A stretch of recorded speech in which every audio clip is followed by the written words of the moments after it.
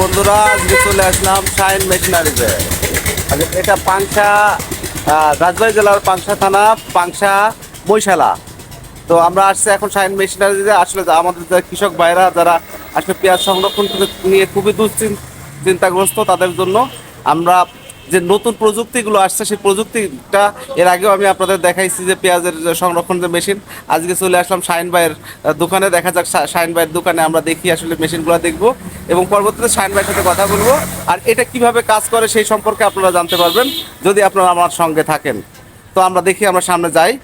এই যে শাইন ভাইয়ের দোকান দেখেন আপনারা, মেসার শাইন মেশিনারিজ, যেখানে আসলে মেশিনারিজের যে যন্ত্রপাতি বিক্রি হয়, এইটা শাইন ভাইয়ের দোকান। শাইন ভাই ওইখানে আছে, দেখা যাক।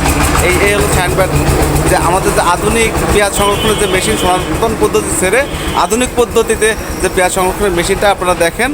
এবং এখানে সাথে আছে আরেকটা, দেখেন আসলে যেটা বলা যায় যে মিনি পেঁয়াজ সংরক্ষণের মেশিন বলতে, এটা নমুনা মেশিন। দেখেন এই মেশিনটা নমুনা মেশিন, কীভাবে সংরক্ষণ করে আমরা সেটাও দেখাবো একটু সামনে।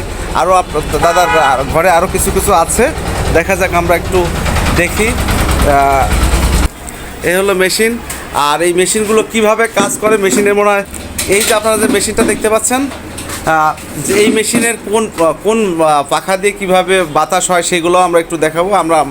এই জন্য আমরা একটু কথা বলবো আমাদের শাইন ভাইয়ের সাথে। দেখা যাক।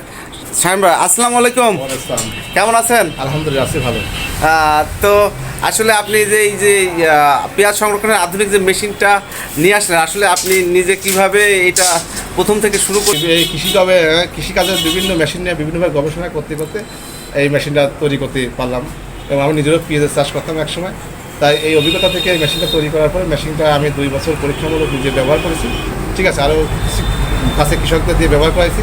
এরপর মেশিনটা সাকসেসফুল হওয়ার পর বাংলাদেশ উপজেলা কৃষি কর্মকর্তা সহ সকল কর্মকর্তাকে আমরা অবগত করি এবং মেশিনটা এবার মার্কেটে চালু করার পরে মেশিনটা খুব সারা বাংলাদেশে মেশিন দিয়ে কৃষক নিচ্ছে।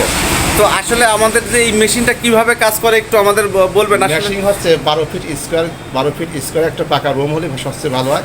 6.5 ফিট হাইট এরকম একটা রুম আপনি মাঝে পাকা রাখবে, মাঝের 8 ইঞ্চি উপরে মাছা করতে হবে। মাছার উপরে এই পেঁয়াজটা রাখবেন 5.5 ফিট মোটা করে।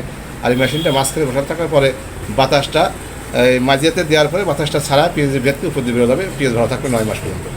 9 মাস পর্যন্ত ভালো থাকবে। আসলে যে ফ্যানটা ব্যবহার করা, এই ফ্যানের কোয়ালিটি বা ফ্যানটা আমাদের একটু দেখি, তাই না দাদা? আমরা একটু দেখি। এই দেখেন সবাই, এই যে এই ফ্যানটা, আসলে ভাই এই ফ্যানটা এইটার কত পাওয়ার? কত আছে? 220 ভোল্ট, 2800 আরপিএম, 1 হর্সের মোটর। 1 হর্সের মোটর। এইটা সারা মাসে বিদ্যুৎ কতটুকু খায়? সর্বোচ্চ 1 মাসে কারেন্ট বিল থাকতে পারে আপনার 500 থেকে 550 টাকার মধ্যে। 550 টাকা হচ্ছে 24 ঘন্টা, 8 থেকে 10 ঘন্টা। 8 থেকে 10 ঘন্টা। তবে আমরা শুনছি যে আসলে অটো সুইচ আছে, অটো সুইচের কাজটা একটু সুইচ আছে আপনার পেঁয়াজের ক্ষেত্রে, যেমন ফ্রিজ যেরকম অটো সুইচ, ওরকমই 3 ঘন্টা চললো, 3 ঘন্টা অফ থাকবে, এরকমভাবে 24 ঘন্টা আপনার, মানে এটা অটো কাজ করে। হ্যাঁ, যখন কারেন্ট চলে গেছে কারেন্ট আসলে আপনাকে চালু করা যাবে। তো আমাদের আসলে এই মেশিনটা হলো এয়ার ব্লোয়িং মেশিন বলে আর কি, তাই না? যে উপর থেকে বাতাসটা নিচের দিকে যায়।